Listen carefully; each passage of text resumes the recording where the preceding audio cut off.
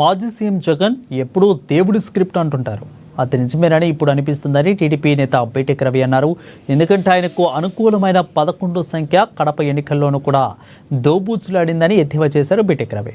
ఆయన సతీమణి మారెడ్డి లతారెడ్డి గెలుపు అనంతరం కడపలో మీడియాతో మాట్లాడారు బీటెక్ రవి. జగన్ రెడ్డి అసెంబ్లీలో ఎన్నికల్లో 11 సీట్లు సాధించారని అన్నారు.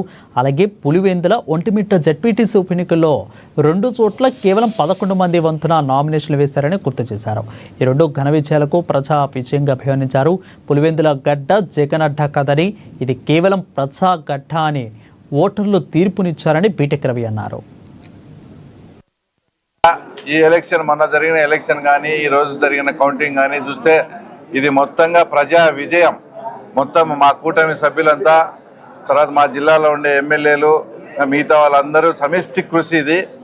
తర్వాత ఒక్కటి, జగన్మోహన్ రెడ్డి గారు ఎప్పుడు దేవుని స్క్రిప్ట్ అని చెప్తుంటారు కదా, అతనికి వచ్చిన సీట్లు వచ్చి 11. ఇక్కడ నామినేషన్లు ఎన్ని పడినాయి? పులివెందుల్లో 11, ఒంటిమిట్టలోనే 11 పడినాయి. అంటే ఇది దేవుని స్క్రిప్ట్. 11 నామినేషన్లతో వేసి అతను డిపాజిట్ కోల్పోవడం, ఇది దేవుని స్క్రిప్టు.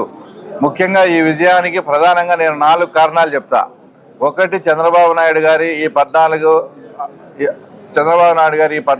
నెలల్లో చేసిన మంచి పనులు, సుపరిపాలన. ఎందుకంటే